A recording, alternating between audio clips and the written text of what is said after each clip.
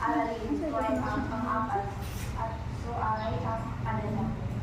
So, ano nga ba ang pananaw?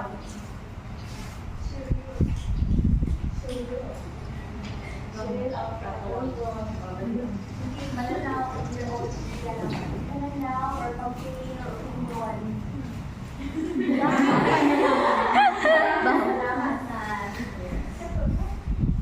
So, ang pananaw, ito ay ang opinion o paningin ng isang tao tungkol sa isang bagay o paksa.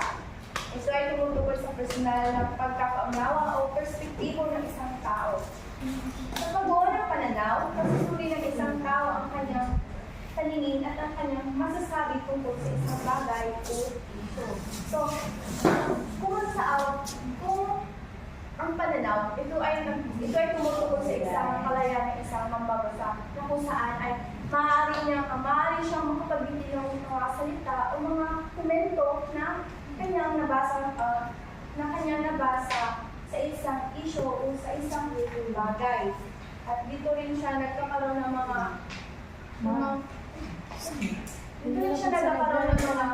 katanungan kung bakit ito ang nangyari sa i-profile? Kung bakit magkakaroon ng mga interest kung bakit ito ang nangyari sa isang Ang group? mga ekspresyong nagpapahayag ng pananaw ay ang mga ekspresyon o hindi lang madalas gamitin kapag nagbibigay ng pananaw ng isang tao tungkol sa isang issue o bagay. So, ang pananaw ito ay tumutukoy din sa isang ekspresyon ng isang mangbabasa o mga bumabasa sa isang akda na may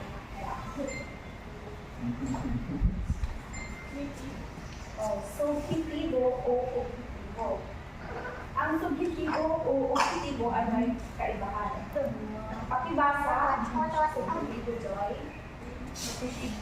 Subjektibo o objektibo. Ito ay paglalarawan ayon sa saloobin o opinyon. Paglalarawan ay simulat na malinaw at may damdamin, ngunit hindi nakabatay sa totoong buhay. Ito ay paglalarawan na hindi makikita ng konkrito ang imahe o larawang sinasaad ng manunulat. Karaniwan ay gumagamit ng mga tulanghagang mga pakaya.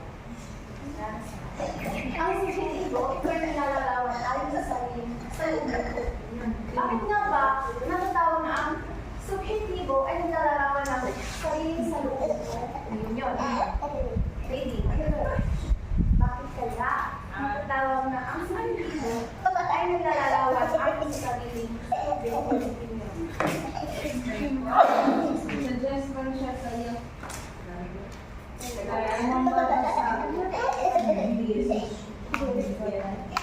Ang babasa niya, bibigay ng sariling pananaw sa nabasa ang akda.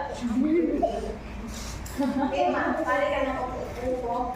Bakit nga ba naglalarawan ang subjektibo na naaayon lamang sa kanyang sariling saloobin o opinyon? Sapagkat ang subjektibo, maaaring hindi, di ba, sariling saloobin o opinyon lamang. So, sa subjektibo, maaaring ang isang mabasa o ang isang tauhan sa isa ay maaaring nagsisinungaling.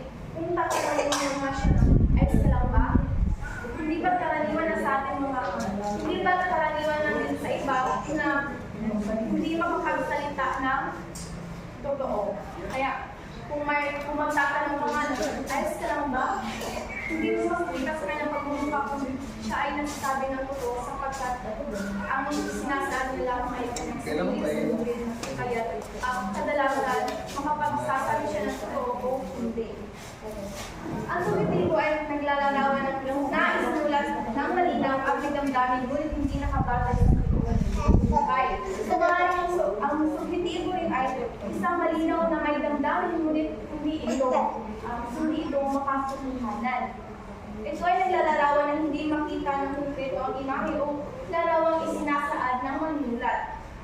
Karaniwan ay gumagamit ng mga matalhagang mga kahayag. So yun ang nakapaloob sa subjektibo. Maaaring ito ay ginagamitan lamang ng mga saloobin o opinyon ng isang manunulat o may akda. At hindi rin ito nakabatay sa puro lamang ito imaginasyon. Objektibo. Pakibasa, GC. objektibo, ito ay may tiyak na paglalarawan. Tiyak na pagbibigay detalye sa isang tao, bagay, lugar, ayon sa totoong buhay. Ito ang uri ng paglalarawan batay sa totoong nakikita, nadarama, narinig o nalalas